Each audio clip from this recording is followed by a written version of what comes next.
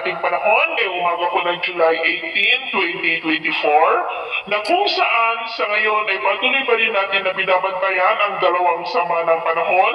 na nasa loob at labas ng ating area of responsibility sa silangang bahagi po ng ating bansa.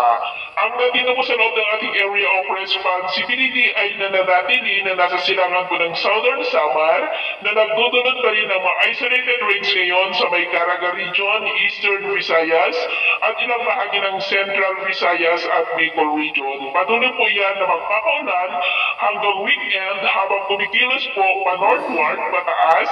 at posibleng lalakas na bagyo pagsapit po dyan sa may Philippine Sea sa silangan po ng Luzon na patuloy na magpapalakas ng habagat na siya naman pong patuloy pa rin na magpapaulan dito po sa ating bansa.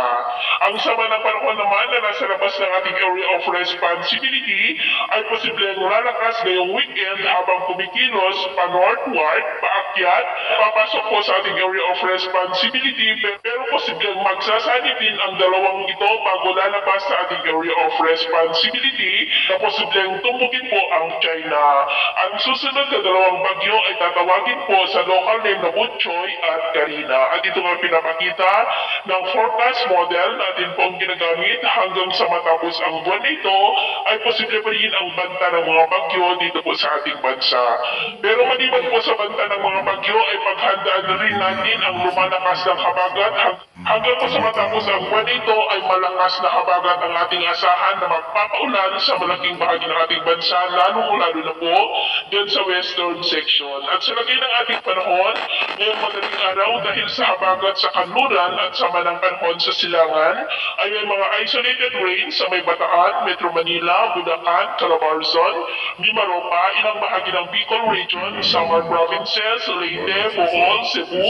Negros, ilang bahagi ng Panay Island, Sulu Archipelago, Zamboanga Peninsula, Sarangani, Mati at Caraga. At mamaya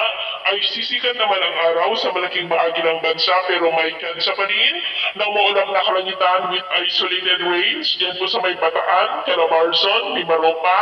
ilang bahagi ng Bicol, Eastern Samar, Leyte, Northern Cebu, Bacolod, ilang bahagi ng Panay Island, Caraga, Sulu Archipelago, Zamboanga Peninsula, Sarangani at dyan po sa may Mati. At mamayang hapon, mas maraming lugar muli sa ating bansa ang makakaranas ng walang nakalangitan with isolated light to heavy rains, lalo na sa malaking bahagi ng Visayas, Mindanao, Southern Luzon, Central Luzon at ilang bahagi lamang ng Northern Luzon. Kaya mag-ingat po tayo sa posibleng banta po ng mga pagbaha at pagguho ng lupa. At sa atin naman po mga baybayin, wala naman po tayong nakataas na namang warning signals, pero ibayong pag-ingat lamang po kung papalaot tayo. Ano na po dyan sa kanlulang baybayin ng Southern Luzon dahil nandyan po yung habagat na nagdudulot ng maalon na panahon. At iwasan muna natin ang papalaot sa silangang baybayin ng Visayas dahil nandyan naman po yung sama ng panahon na ating minomonitor.